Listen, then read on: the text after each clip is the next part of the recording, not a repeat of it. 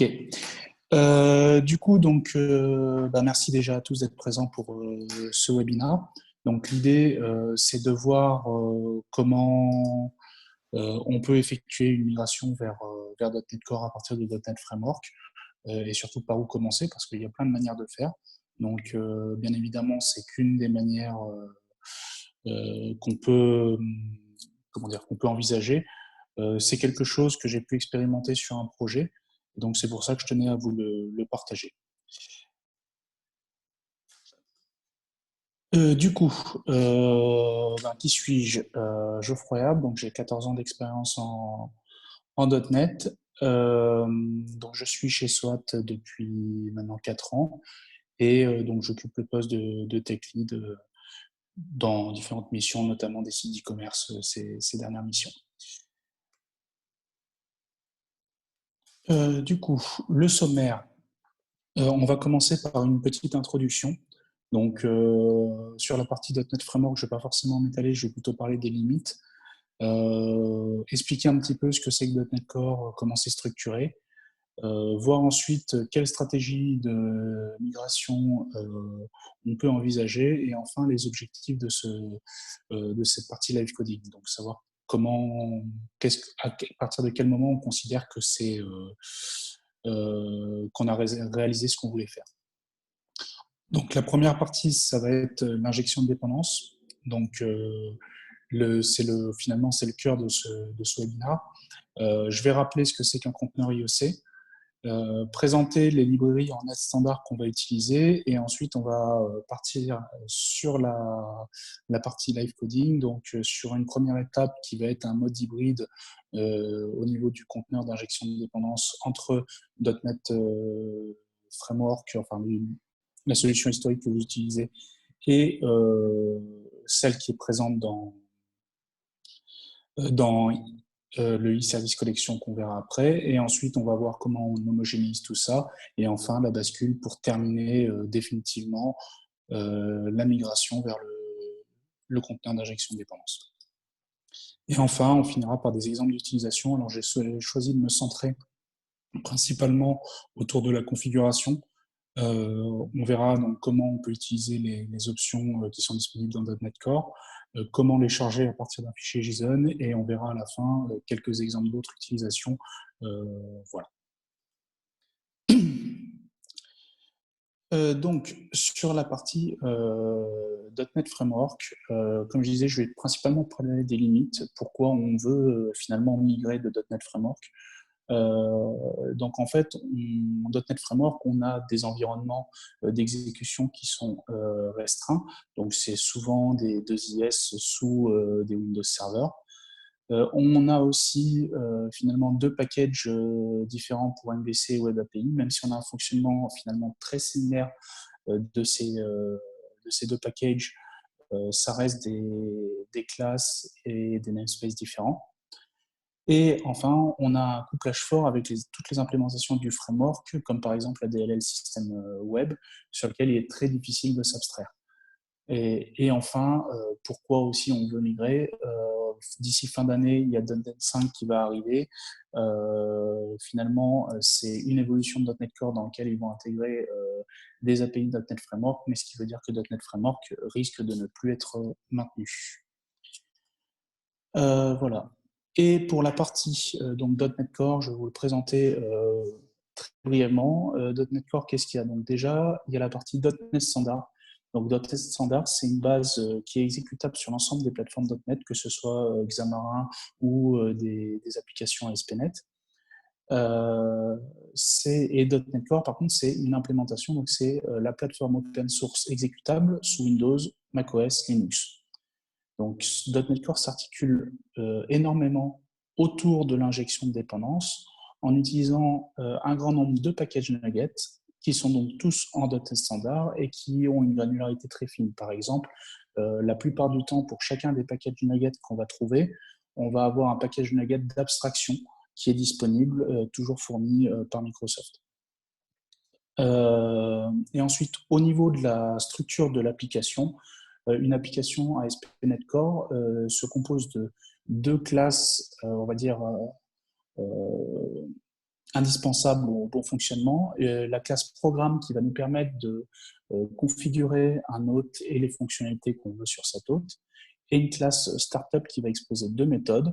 Une première méthode qui va être la méthode configure services qui va nous permettre de configurer tout ce qui a trait à l'injection de dépendance, et une méthode configure qui va nous permettre de configurer tout ce qui est middleware.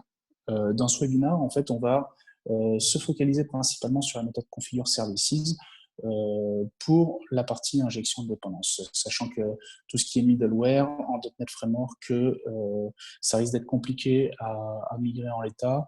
On peut utiliser des middleware type OWIN, mais ce n'est pas forcément le sujet de ce webinaire. Et en fait, dans la stratégie de migration qu'on va avoir, on va s'appuyer sur le fait que .NET Standard est compatible jusqu'à en tout cas sa version 2.0 avec .NET Framework. Donc, je vous ai mis le tableau de compatibilité qu'on peut trouver sur le site de Microsoft. La petite parenthèse, on peut remarquer que la version 2.1 n'est plus compatible avec .NET Framework. Donc, ça prouve que .NET Framework va avoir tendance à disparaître. Voilà. Et donc, quel est le principe de cette migration qu'on va aborder aujourd'hui? C'est essayer de partir sur une démarche itérative qui va nous permettre de produire très rapidement de la valeur technique, sans s'engouffrer dans des effets tunnels qui risquent de durer. C'est quelque chose, on va le voir, qui est très simple à mettre en place, très rapide, et ça va nous ouvrir un certain nombre de fonctionnalités au niveau de notre application. Donc .NET Core est centré sur l'injection de dépendance, donc ça veut dire effectivement qu'en migrant le conteneur, on va pouvoir faire pas mal de choses supplémentaires. Il fournit également un package d'abstraction, donc qui va nous permettre aussi de nous abstraire du conteneur d'injection de dépendance qu'on veut utiliser. C'est-à-dire que là, dans le webinaire, l'idée, c'est de faire une bascule vers le conteneur Microsoft Extension Dependency Injection. Il faut savoir qu'en fait, à partir du moment où on utilise les abstractions pour enregistrer nos services dans le conteneur, en fait, on peut utiliser n'importe quel conteneur IOC. On verra comment faire ça tout à l'heure. Et donc, le principe de ce package d'abstraction, en fait, on a une instance de e-service collection et des méthodes d'extension sur ce e-service collection qui vont nous permettre d'enregistrer des services avec l'instance qu'on souhaite résoudre. Et ce e-service collection va être buildé pour fournir un e-service provider qui va être utilisé directement pour la résolution des types. Donc voilà. Et l'objectif, on va avoir trois grosses étapes. Donc la première étape, c'est un mode hybride où on va configurer le e-service collection. On va utiliser Unity comme conteneur IOC, donc c'est déjà dans la solution que je vais vous présenter. Et on va avoir la possibilité d'enregistrer nos services à la fois dans le conteneur Unity et dans le e-service collection. La deuxième étape, ça va être d'homogénéiser, puisque, comme je viens de le dire, on va avoir différentes manières d'enregistrer nos services dans notre conteneur IOC. L'idée, c'est d'en fournir qu'une seule, de manière à être homogène. Et enfin, une fois qu'on a terminé la migration de l'ensemble de ces enregistrements, on va effectuer une bascule vers le conteneur IOC intégré à .NET Core. Et donc supprimer tout ce qui a trait à Unity. Voilà un petit peu pour la présentation. N'hésitez pas si vous avez des questions, si vous voulez qu'on revienne sur des sujets. Sinon, je vous propose de partir sur l'injection de dépendance. Donc, on va faire un petit rappel sur ce que c'est qu'un conteneur IOC. Donc, IOC, Inversion of Control, ça permet en fait de limiter les dépendances entre les différents objets qu'on va avoir. Et du coup, qu'est-ce que c'est qu'un conteneur IOC? Finalement, c'est juste un gros dictionnaire qui va contenir, pour chaque service à résoudre, l'implémentation associée. Et donc, ça va nous permettre d'injecter les dépendances de nos classes. Généralement, on fait de l'injection par constructeur.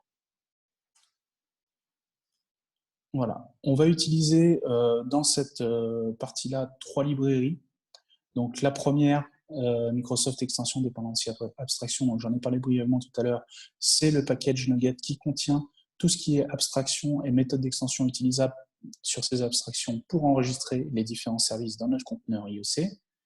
Et donc, la deuxième, qui est Microsoft Extension Dependency Injection, elle contient les implémentations de l'abstraction, notamment les implémentations du e-service collection et du e-service provider. Et enfin, là, dans ce webinaire, en fait, je suis parti sur un projet qui avait un conteneur IEC Unity. Donc, on va utiliser Unity Microsoft Dependency Injection. Cette librairie va exposer notamment une méthode de construction du service provider qui va être construit à la fois à partir du conteneur Unity et de l'instance de e-service collection qu'on a paramétré. Il faut savoir que, bon, je disais au départ qu'on avait mis en place cette solution chez un client. Pour ce webinaire, j'ai choisi d'utiliser Unity. Chez le client chez qui je me trouve, actuellement, on utilise StructureMap. Donc, on a utilisé StructureMap pour mettre en place cette solution. StructureMap, c'est légèrement différent de Unity, c'est qu'il ne pose pas de méthode pour builder un service provider, en tout cas pas à ma connaissance. Donc, ce qu'on avait fait, c'est qu'en fait, on avait alimenté le conteneur structure map qui expose en fait dans un package une méthode populate dans lequel on lui passe un e-service collection. Donc, ce qui nous permet d'alimenter le conteneur structure map à partir directement d'un e-service collection. Voilà. Donc là, on va bientôt partir sur la partie live coding. Donc en fait, c'est la première étape. Donc l'idée, comment on va faire pour utiliser rapidement l'ensemble des méthodes d'extension qui sont fournies par .NET Core au niveau de l'enregistrement des services. Donc on ne va pas avoir besoin de migrer la totalité de nos enregistrements. On va faire quelque chose de rapide qui va nous permettre de faire un mode hybride, donc utilisation du conteneur Unity et paramétrage du service collection. Donc, ce que je vous propose, je vais vous présenter la solution sur laquelle on va travailler. Donc, c'est une Web API en .NET Framework, donc 4.7, qui contient un contrôleur donc, qui donne une liste de produits et qui injecte une instance de eProduct Service pour fournir l'ensemble des produits. Et donc, cette méthode, elle est implémentée dans une classe, donc toujours en .NET Framework 4.7.2, dans un projet, excusez-moi. Donc, en fait, on fait une liste de 10 produits et on crée une instance de produits 1, 2, 3, 4, 5, 6, 7, 8, 9, 10. Et en fait, quand on lance aujourd'hui, en l'état en tout cas, le projet, on va voir qu'on a une liste de 10 produits au format JSON. Le conteneur IEC qui est utilisé, c'est Unity. Donc, on a ici la configuration de Unity avec une méthode d'extension register product qui est au niveau des services, qui enregistre le eProduct Service en product service sur une instance de type singleton. Voilà, donc l'idée maintenant, c'est qu'on va commencer notre migration. Donc je vais avancer au fur et à mesure. N'hésitez pas, s'il y a des choses ou si vous considérez que je vais trop vite ou si vous voulez qu'on revoie certaines choses, à poser les questions. Guillaume agrégera et puis on reviendra dessus si c'est nécessaire. Donc voilà. Du coup, ce qu'on va faire, c'est qu'on va commencer à rajouter notre package Nugget pour l'injection de dépendance. Donc ici, on ne va pas rajouter uniquement l'abstraction puisqu'on a besoin aussi des implémentations pour pouvoir instancier notre service collection. C'est pour ça qu'on va partir sur le package Microsoft Extension Dependency Injection qu'on va installer donc, sur notre Web API.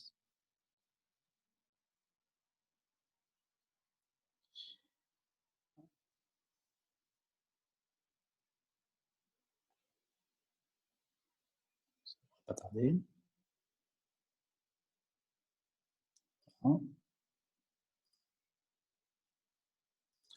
Et donc maintenant qu'on a installé ce package, je vous parlais au départ de la structure d'une application .NET Core. L'idée, c'est d'essayer de rester cohérent par rapport à ça. C'est pour ça qu'en fait, je vais rajouter à la racine de mon application une classe Startup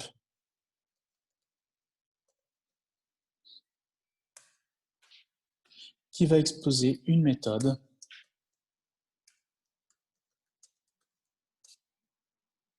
configure services, donc la méthode dont je vous parlais. Donc c'est la classe startup ici, et on va avoir en paramètre, il va prendre un e-service collection, excusez-moi, donc qui vient du package Microsoft Extension Dependency Injection qu'on voit en haut. On va appeler services. Et donc pour l'instant, cette méthode, on ne lui fait rien faire. On veut juste qu'elle soit présente pour pouvoir l'appeler. Et c'est ici qu'on configurera les différents services qu'on veut utiliser.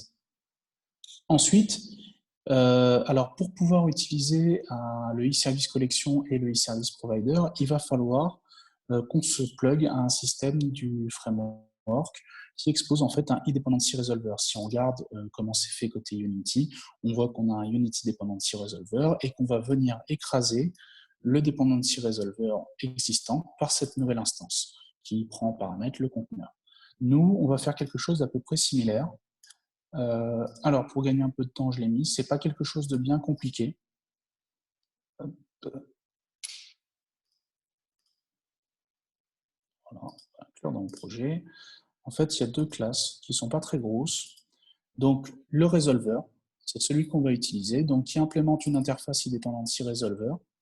On voit qu'en paramètre du constructeur, on prend un service provider et on expose deux méthodes getServices qui se basent sur le service provider pour résoudre l'instance de type qui est demandée.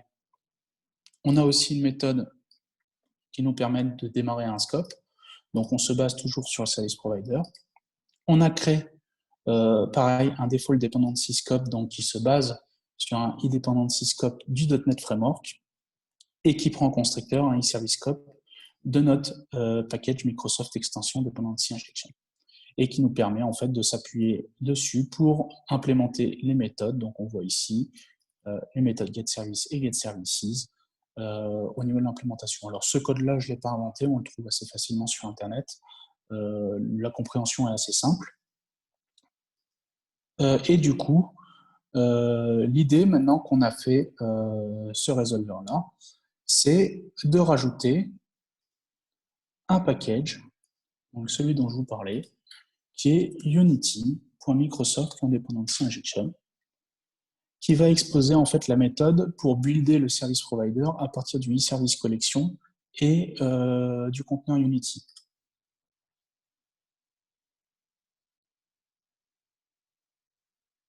Okay.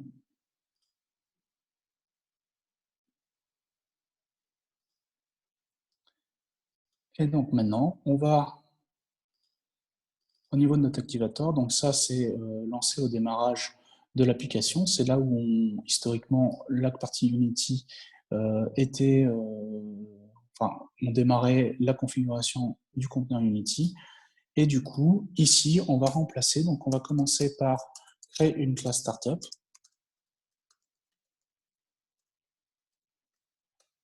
On va créer une instance de e-service collection.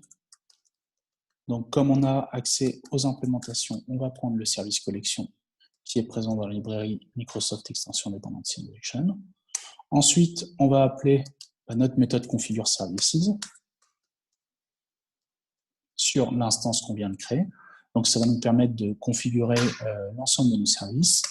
Et ensuite, on va créer un resolver.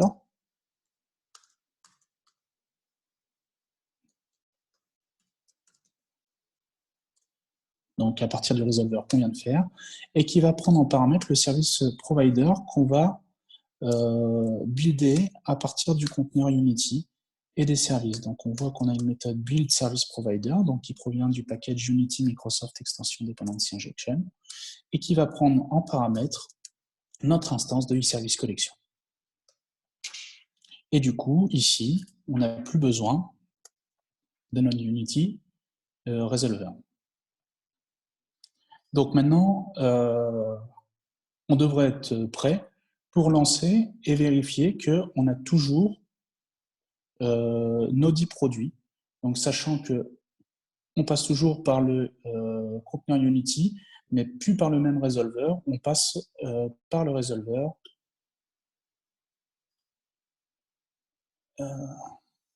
ici, donc par le résolveur qu'on vient de créer.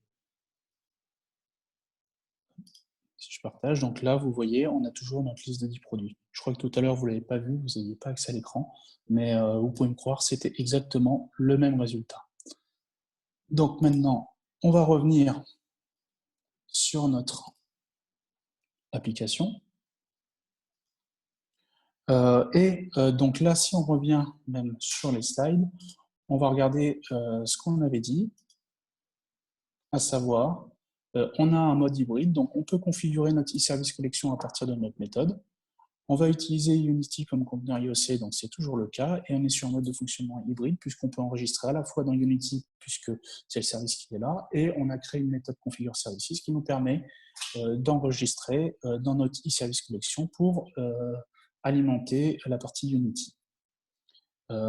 Si ce n'est pas clair, donc je vous invite à poser une question, qu'on revienne sur un sujet. Sinon, je vous propose de passer sur la partie suivante, à savoir comment on va faire pour homogénéiser nos appels. Donc en fait, l'idée, c'est de migrer nos enregistrements qui se font actuellement dans le conteneur Unity sur un des enregistrements qui se font sur le e-service collection en passant par l'abstraction. Et donc, ça nous permet de bien nous abstraire du comportement de notre conteneur. Donc, pour faire ça, on revient à notre application. On va arrêter ici. Et ce qu'il va falloir faire, c'est remplacer cet appel, donc qui est l'enregistrement de eProduct Service en Product Service sur un cycle de vie singleton, sur l'abstraction du conteneur. Donc pour pouvoir enregistrer dans l'abstraction, il va falloir rajouter le package NuGet.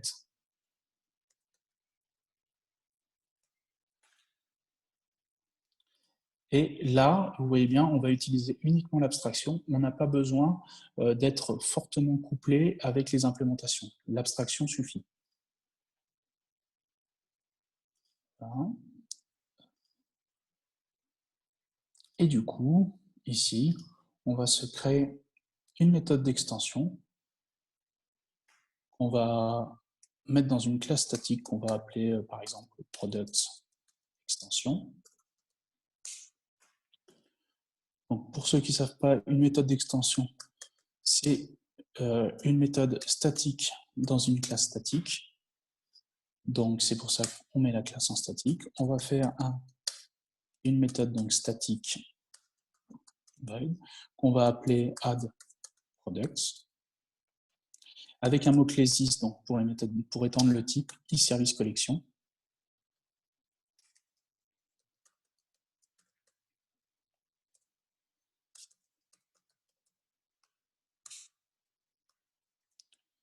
Et là, on va faire un service add singleton, puisqu'en fait, on respecte le cycle de vie de l'objet. Et on va résoudre un e-product service en product service.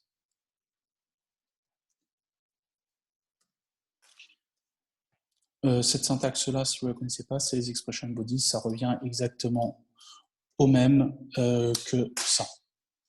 C'est exactement, c'est juste un sucre syntaxique. Voilà. Et du coup, maintenant, l'idée, ça va être d'appeler cette méthode-là pour vérifier que ça fonctionne. Donc, en l'occurrence, ici, on appelait donc cette méthode register type. Là, on va du coup maintenant se positionner dans notre classe startup. Et ici, on va appeler notre méthode d'extension addProducts qu'on vient de définir. Donc là, on voit bien qu'elle est, c'est cette méthode-là qu'on appelle. Et du coup, on n'a plus besoin de enregistrer notre type directement dans le conteneur Unity. Donc, on va mettre en commentaire cette partie-là, puisque en fait, c'est ce qui faisait l'enregistrement dans le conteneur Unity. Maintenant, on passe par le e-service collection, et on va du coup, puisqu'elle n'est plus appelée normalement, supprimer cette méthode d'extension. Et donc là, si on relance, on va voir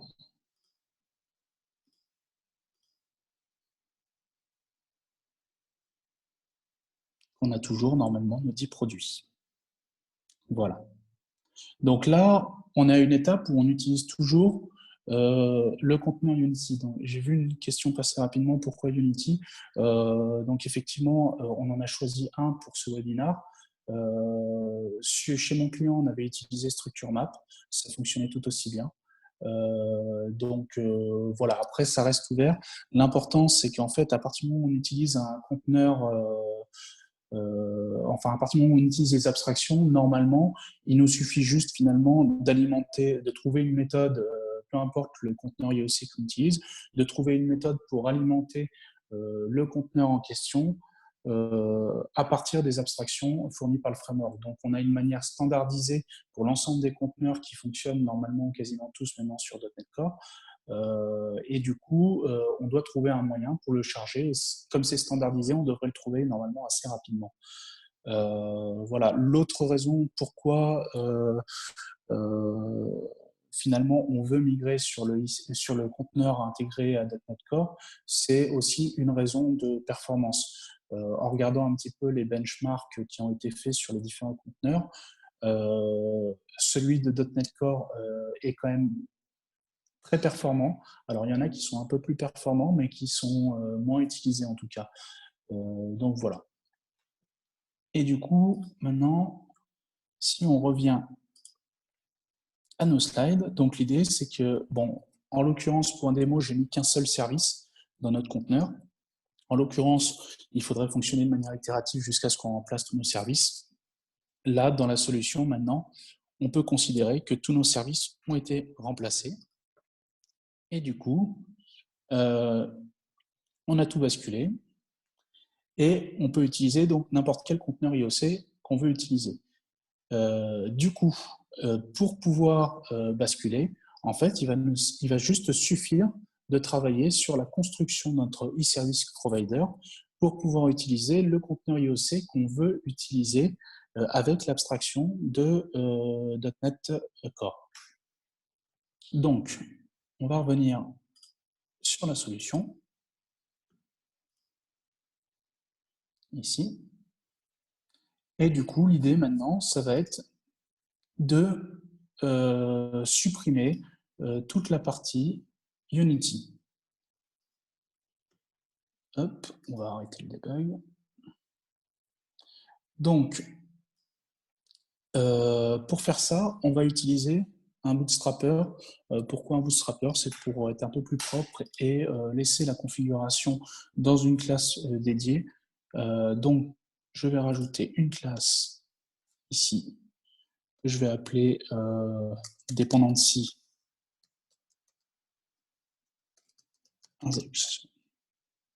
bootstrapper.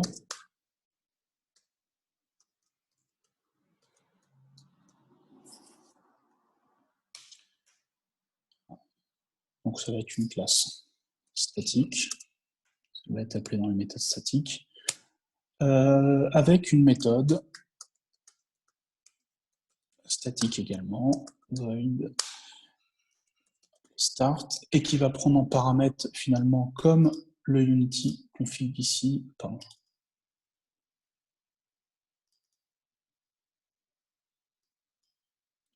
le web API config, un HTTP configuration config.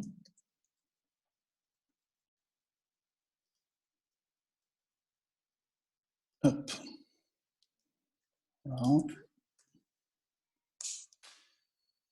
Et on ne va pas réinventer la roue par rapport à ce qu'on a fait tout à l'heure. On va reprendre ce qui est fait dans l'activator ici. Donc c'est la même chose. On crée une classe startup.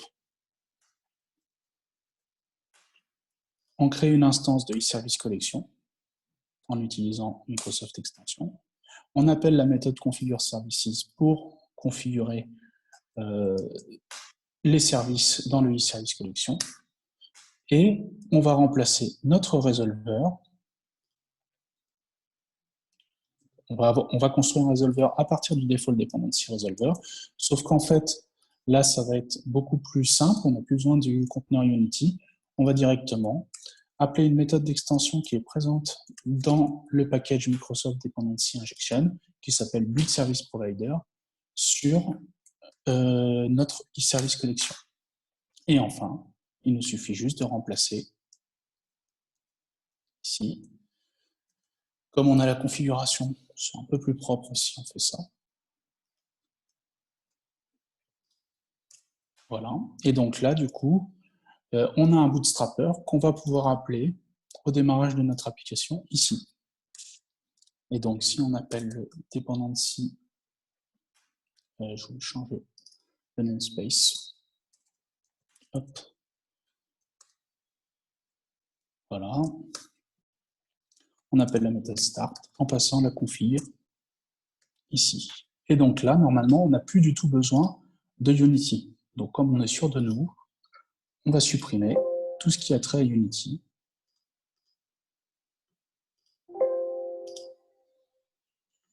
Et finalement, je vais même supprimer les packages pour montrer qu'il n'y a plus de traces de Unity.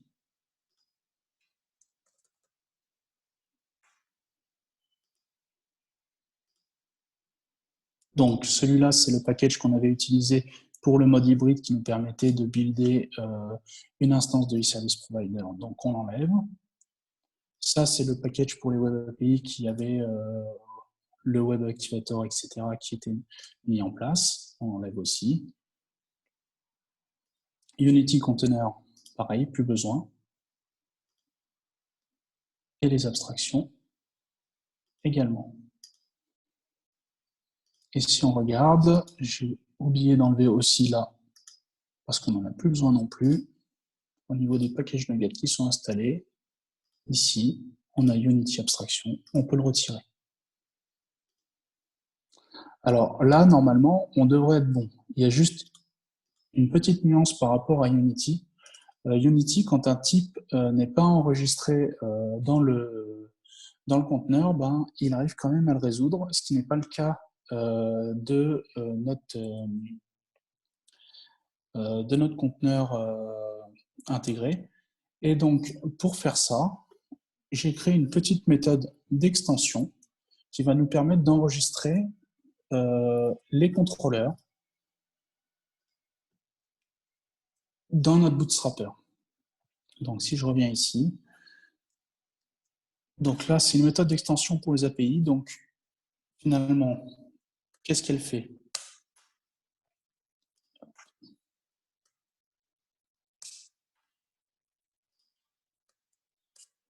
En fait, on va parcourir l'assembly de notre Web API, donc comme le dependency injection bootstrapper est dans le Web API, ben, ça nous permet de récupérer l'assembly de notre Web API.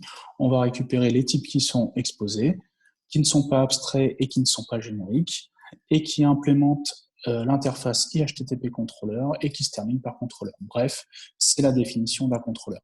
Donc on va parcourir notre assembly pour trouver tous nos contrôleurs et on va les rajouter en scope. Pourquoi en scope? Parce que on est lié à la requête. Vous avez déjà dû voir que dans le contrôleur, vous avez notamment le accès au contexte HTTP courant, etc. Donc, si vous êtes un singleton, ça risque de poser problème. Les contextes HTTP vont être mélangés. Donc, il faut bien le mettre en scope. Et du coup, il nous suffit juste d'appeler cette méthode d'extension ici pour enregistrer nos contrôleurs.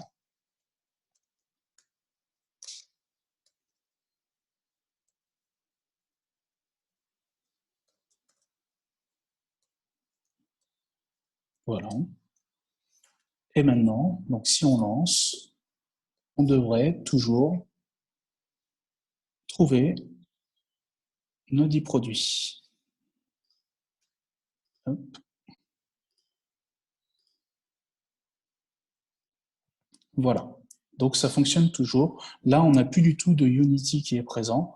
et on a notre conteneur intégré Microsoft Extension Dependency Injection qui est utilisé. Donc, on a réussi notre étape de migration. Alors, c'est super, mais finalement, à quoi ça nous a avancé? Qu'est-ce qu'on a gagné là-dedans? Donc, mis à part utiliser un conteneur d'injection de dépendance un peu plus puissant,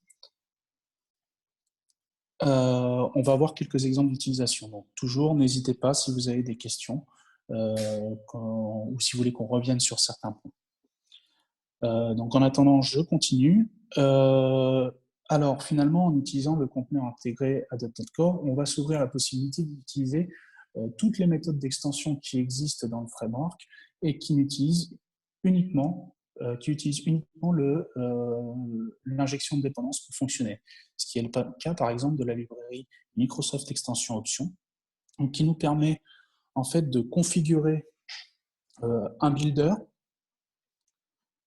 et du coup d'exposer aussi une méthode d'extension sur le service collection qui va nous permettre d'injecter des e-options qui sont finalement une interface qui nous permet d'utiliser des options qui sont fortement typées sur un DTO qu'on va créer. Donc on va voir ça un peu plus en détail dans le DTO Data Transfer Object. Et donc, on va configurer nos options de manière à pouvoir les injecter et les utiliser dans nos classes à l'aide de DTO. Donc, le gros avantage de ça, c'est qu'au lieu d'utiliser, par exemple, en .NET Framework, on avait les app settings, finalement, c'était des options qui n'étaient pas forcément fortement typées. Là, on va pouvoir le faire directement. L'autre intérêt d'utiliser Microsoft Extension Options, c'est qu'on va pouvoir, on va le voir après, utiliser des sources différentes d'alimentation de nos options sans avoir à modifier le code qui utilise ces options. Donc, voilà. Et là, c'est l'étape d'après, donc on y viendra plus tard. On va retourner sur la solution, ici, et on va rajouter nos options. Donc, on va l'ajouter sur les deux projets directement parce que je vais mettre mes options dans la couche de service. Pourquoi? L'idée, on va rajouter finalement une option pour paramétrer le nombre de produits qu'on veut afficher à l'écran. Donc en l'occurrence, actuellement, on a un 10 qui est en dur. Maintenant, on va le rendre paramétrable, ici. Et donc, je vais le rajouter à mes deux projets.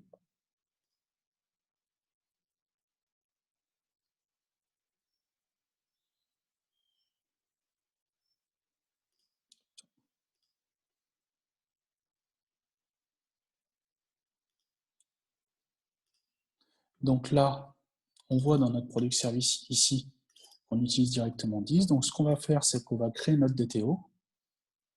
On va créer un dossier option pour structurer un peu le répertoire. On va rajouter une classe, donc qui va être notre DTO, qui va être product option. Donc finalement, de quoi on a besoin dedans? Il faut qu'elle soit publique. Et quelle est la propriété, donc publique toujours, on va appeler NDProduct, donc qui va être finalement le settings qu'on va utiliser dans notre configuration. Et du coup, maintenant, une fois qu'on a fait ça, il nous suffit ici d'injecter un i-option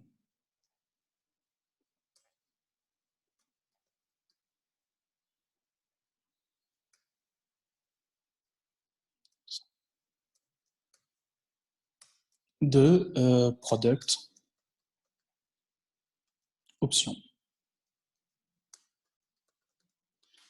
Et donc, en fait, à partir de là, on va remplacer donc le 10 par un option value, donc pour récupérer la valeur de l'option, NBProduct.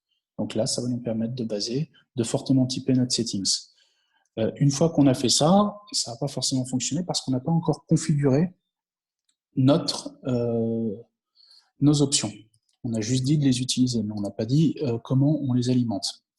Donc comment on va faire ça? Ici, on va rajouter une méthode d'extension qui est présente dans Microsoft Extension Options, qui va faire adoption, qui va nous permettre de rajouter les options, les injecter.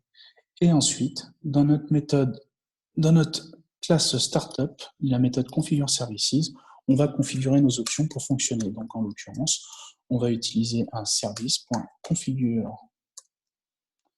Donc notre option qui est product option. Et on va lui dire, donc là, on voit qu'on a la possibilité avec un delegate de la configurer. Donc, c'est ce qu'on va faire. On va dire qu'on va prendre les 5 premiers produits.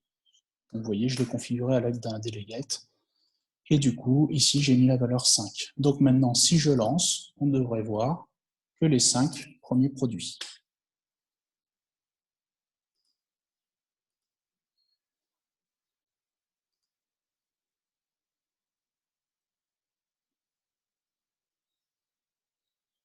Donc là, petite parenthèse, donc, on voit bien les 5 produits.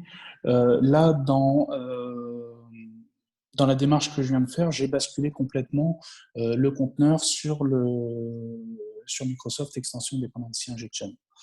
Ce qu'il faut voir, c'est que si on est en mode hybride, ça fonctionnera tout aussi bien. On n'est pas obligé d'attendre la bascule complète du conteneur pour pouvoir utiliser les méthodes d'extension du service collection pour que ça fonctionne. Donc là, typiquement, les options, ça aurait fonctionné en mode hybride, sans aucun problème. Donc voilà, maintenant, on a vu qu'on pouvait utiliser très facilement des options. On va voir comment on peut utiliser des bibliothèques, par exemple, pour charger un fichier de configuration JSON. Donc si je reprends les slides, c'est ici. Donc on va utiliser deux packages nuggets, toujours en S standard, qui sont Microsoft Extension Configuration JSON. Donc ça va nous permettre de charger un fichier JSON au moment où on va construire la configuration de l'application. Et Microsoft Extension Option Configuration Extension, ça va nous permettre de configurer notre option non plus sur un delegate, mais sur une section de configuration. Donc on va rajouter un fichier appsettings.json à la racine et configurer les options en les chargeant à partir de ce fichier. Donc, on retourne sur notre appli, on arrête le debug, et ici, on va rajouter donc les packages en question.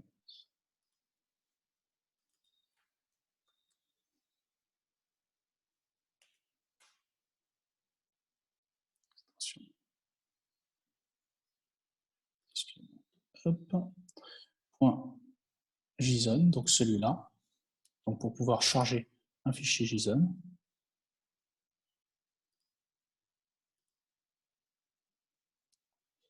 Et ensuite,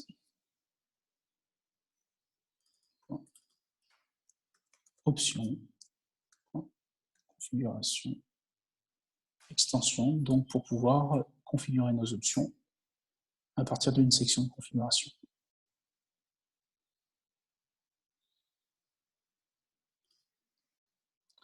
Voilà. Donc maintenant, qu'est-ce qu'on va faire? On va construire notre configuration. Donc on va retourner dans le Bootstrapper ici et on va instancier un configuration builder.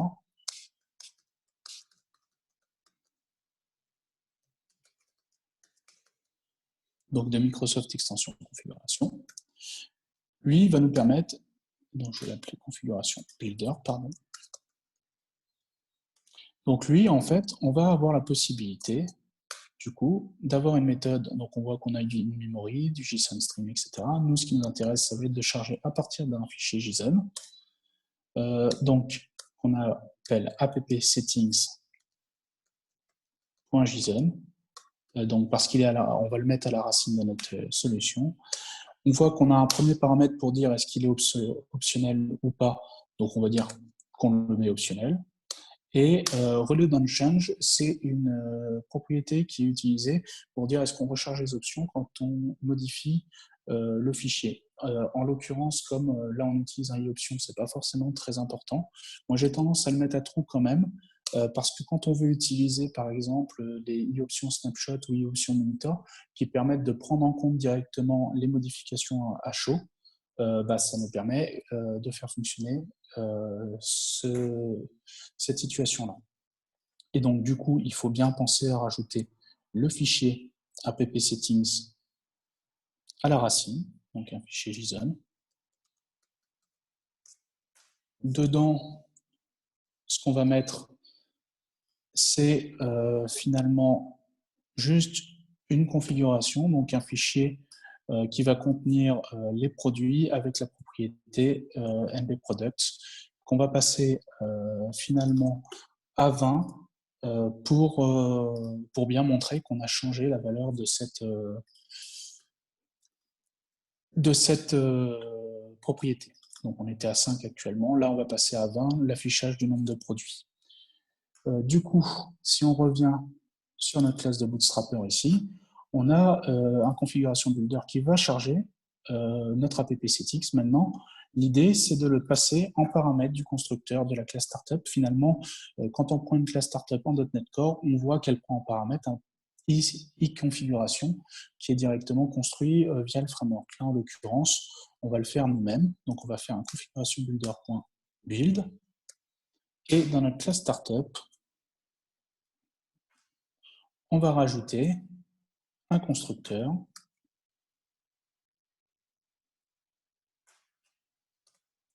ici qui va prendre en paramètre un i configuration, donc Microsoft extension configuration.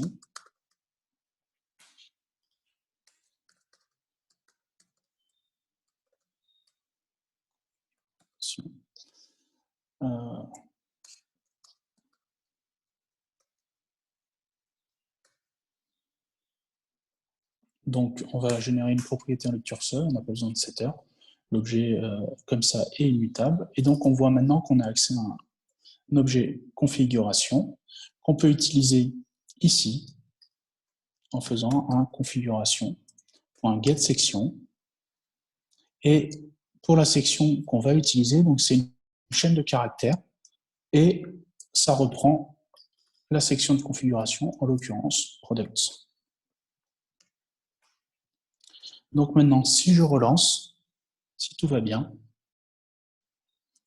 on devrait arriver au bout de cette partie live coding, à savoir l'affichage de 20 produits qui sont paramétrés sur notre fichier app-settings.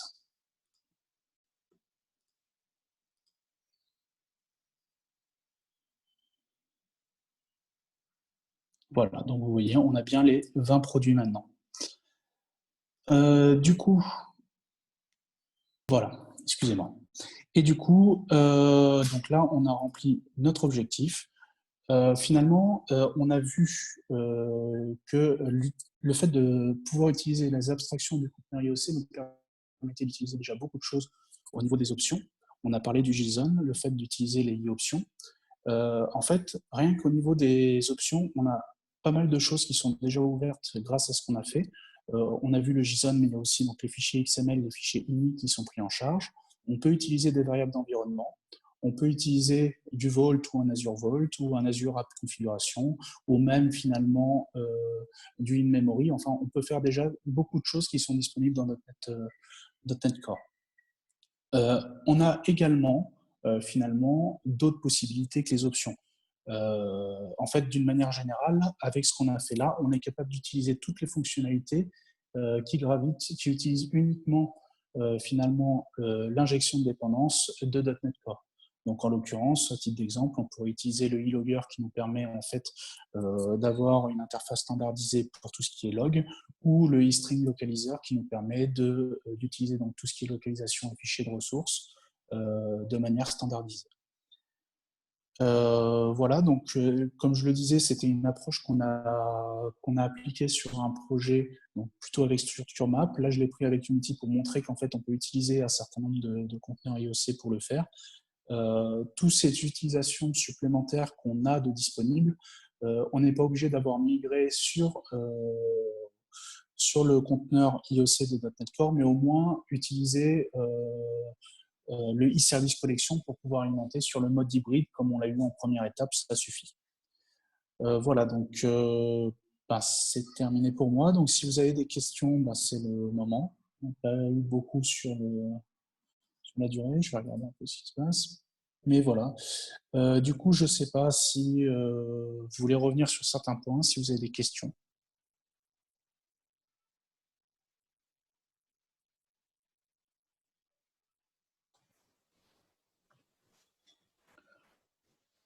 Pas forcément. Pas forcément, a priori, sur le chat. Donc, est-ce que finalement, donc, est-ce que le webinaire répondait à votre attente?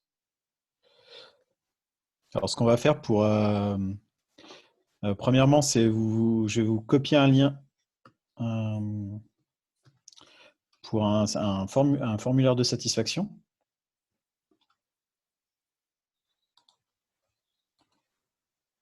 Comme ça, on aura votre feedback. C'est toujours important pour nous de récupérer un peu tout ça. Il y a une question de Laurine qui demande si le code est sur GitHub. Le code est sur GitHub.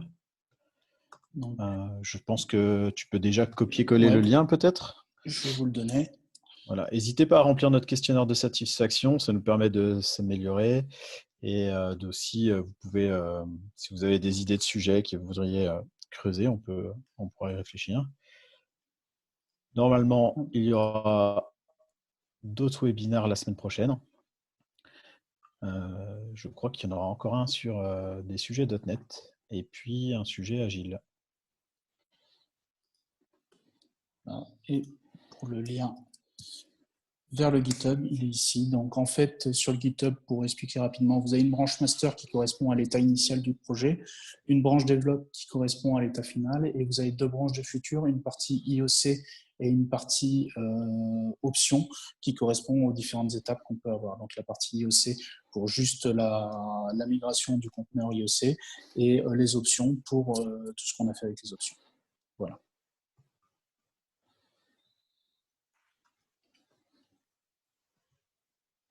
Bon, bah super. Si vous n'avez pas d'autres questions, on va pouvoir quitter tranquillement. Ben, merci à vous en tout cas d'être resté jusqu'au bout.